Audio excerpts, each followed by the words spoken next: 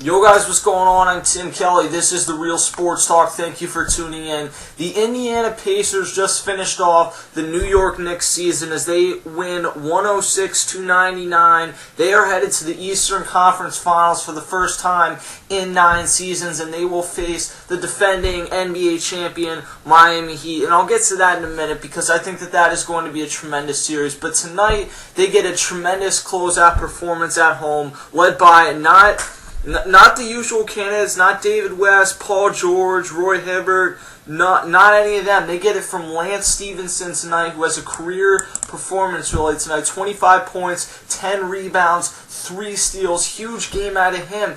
And I think that we see the difference of what playing team basketball does for you. You don't necessarily need to be as deep as the Pacers are, with really 5 starters that were all in double figures tonight, 2 guys off the bench, and Sam Young and DJ Augustine that have played pretty decent roles throughout the course of these playoffs. But you cannot put yourself in isolation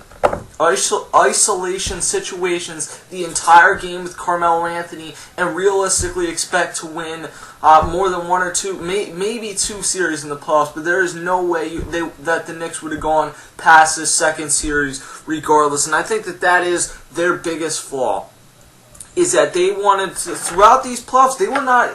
It didn't even seem like they were running plays half the time. They were putting Carmelo Anthony in isolation situations and expecting him to do it all. And during the regular season, they got a lot more help from guys like J.R. Smith that they just did not get now. And we saw Raymond Felton, who had a really good series. He was one of the few guys in the Knicks that actually did have a good series. He was 0 of 7 tonight, so he came up small. And while I think a lot of people are going to look at the fact that in the fourth quarter, Carmelo Anthony only had, I think it was 5 or 6 points.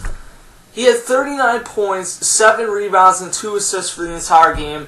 He was 15 of 29 from the field, 8 of 8 from the line, 7 rebounds. I mean, there's only so much you could have expected out of Carmelo Anthony, and I cannot legitimately sit here and criticize someone who had 39, 7, and 2 when throughout the entire, really, the season and the playoffs, they leaned on this guy. They counted on him to pretty much do it all once it got to the playoffs. J.R. Smith got extremely cold, and I don't think that they had enough to win this game and win this series and truly be a contender in the Eastern Conference. I think when it comes to this offseason, they should use the amnesty clause on Amari Stoudemire. He is done. Let J.R. Smith walk. He had a pretty good season there this year, but in the playoffs he really did not perform. And I think that they really need to go out and take a look at maybe going after a guy like a Chris Paul, maybe even looking at Dwight Howard, Andrew Bynum if he is healthy. They need to get Carmelo another star that he's able to work with, and that obviously is not Amari Stoudemire, because even when he was a star,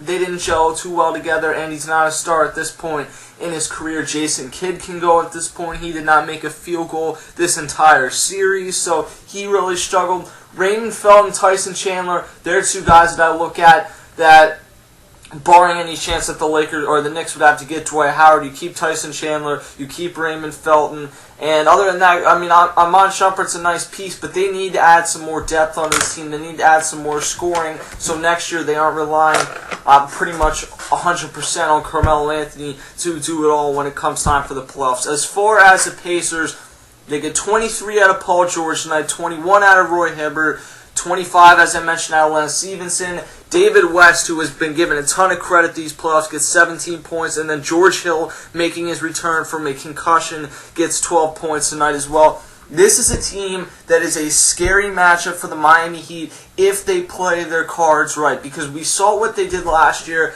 albeit without Chris Bosh being there for most of the series. They did that, so that's something different.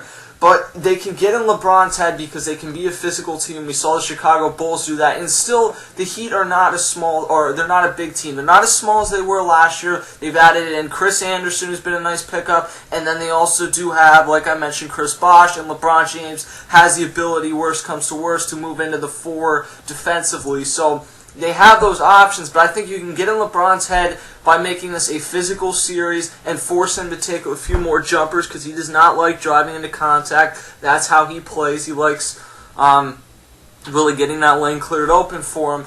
And I think if you're able to get into his head and you still exploit the size, get the ball into David West, get the ball into Roy Hibbert, and get into half-court sets rather than trying to play against the Heat and push the ball, because that is not going to work. You're going to need to slow the game down, get into half-court sets, and not allow the Heat to get into transition, because I think if you play half-court sets against the Miami Heat, the Pacers can make this a series, and they really, truly could win. Do I think they're going to win? Probably not, but I think this is going to be a 6 or 7 game series that, in my opinion, may end up being the best series remaining in the playoffs. That does include the NBA Finals. So the Pacers eliminate the Knicks. They are headed on to face the Miami Heat in the Eastern Conference Finals for the right to face either the Memphis Grizzlies or San Antonio Spurs in the NBA Finals. I'm Tim Kelly. I'll catch you guys next time.